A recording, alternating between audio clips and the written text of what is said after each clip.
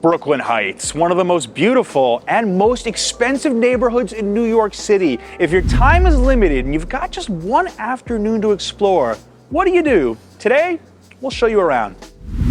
Brooklyn Bridge Park. This place has some of the best views in all of New York City, and the majority of tourists never make it past this strip right here. And visiting Brooklyn Heights and just coming to Brooklyn Bridge Park is like visiting Manhattan and just going to Times Square. There's a lot more to it. There's a reason this is one of the wealthiest neighborhoods in the city. You basically feel like you're in a movie every single step of the way. They call it Brooklyn Heights for a reason. Forgot my hiking shoes.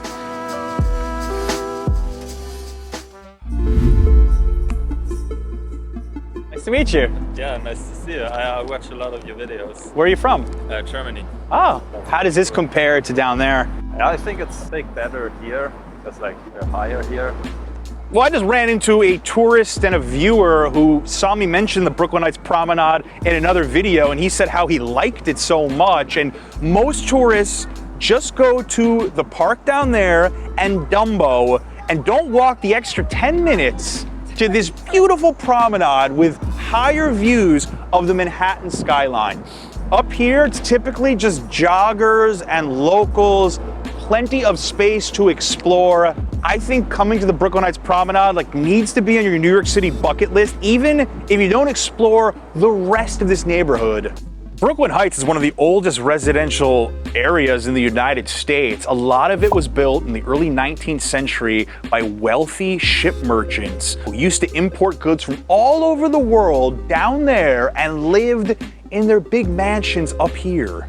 If you just want to walk around one neighborhood in New York City that's gonna wow you, Brooklyn Heights might be it. Behind me there at 70 Willow Street is one of the most famous homes in all of Brooklyn Heights. Truman Capote lived there between 1955 to 1965 in the basement apartment. One of the most famous American authors of all time apparently wrote part of Breakfast at Tiffany's while he was staying there. There's a lot of little hidden gem streets like this. They're called muses. Love Lane is an example, the most romantic street in New York in Brooklyn Heights. We covered it in another video. I wanted to show you something different. This is Hunts Lane, and this type of street was made for people to park their horses. They were called carriage houses, and today, these are some of the most expensive pieces of real estate in New York City. Many people don't realize it, but these are some of the oldest homes in the United States. And if you have a little extra money lying around, 4 Hunts Lane behind me, last sold $5.5 million. This is truly one of the most beautiful streets in New York City. If you're missing a little feline friend while you're visiting New York or even living here, Brooklyn Cat Cafe is your spot, and they're also the only non-profit cat cafe in the city. There's a longer line for the cat cafe than most restaurants I've been to recently. When you walk in, you find a kind of warm, homey space, and the cats are moving about freely. They're sitting on the cushions, they're sitting in their beds. To come in, it's $10 per 30 minutes per person, and this funds a lot of our rescue work. It goes directly to rescue. So you're coming here to enjoy the cats is having a benefit for cats all over the city that need our help.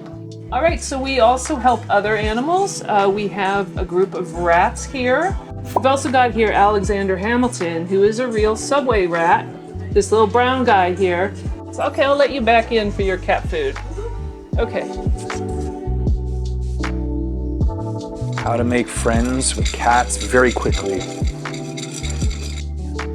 What a unique experience in Brooklyn Heights. Such a fan. We've been to maybe one other cat cafe in New York, but this atmosphere here, it's so homey. Love it.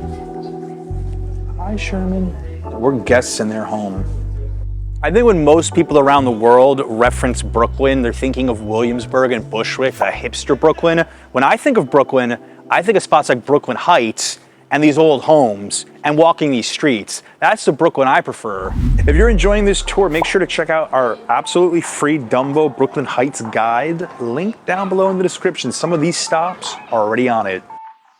Even the skeletons in this neighborhood are rich. No, just kidding. Actually, I think that skeleton is themed after Henry Miller, another famous American author who lived in Brooklyn Heights. Take a look at that picture. Did you really think I'd make a video about a neighborhood in Brooklyn and not include some pizza? Dellarocco's Brooklyn Heights specialty. As soon as you walk in, this decor is so comforting. I think this would be equally good for families or a really nice date. And something else I love is that the kitchen has an open concept. They're not hiding anything here. You can watch your pizza getting made. All right, one thing I respect about Dellarocco's is not only can you order vegan pizzas here, you can even make any pizza gluten-free as well. So whatever your dietary choice is, Dellarocco's got you covered.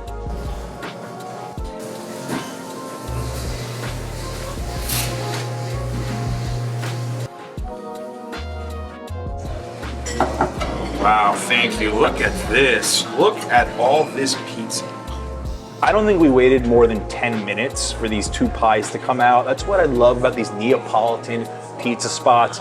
Food comes quick, it's fresh, and by the looks of it, pretty delicious. We went with the sampler, the Quattro Gusti, 4 different types of their pizza. This is the Margherita STG, the buffalo mozzarella.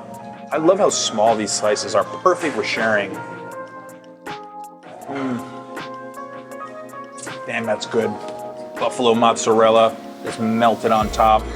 Treat, a real treat after walking Brooklyn Heights. Neapolitan pizza, you could just enjoy the crust by itself.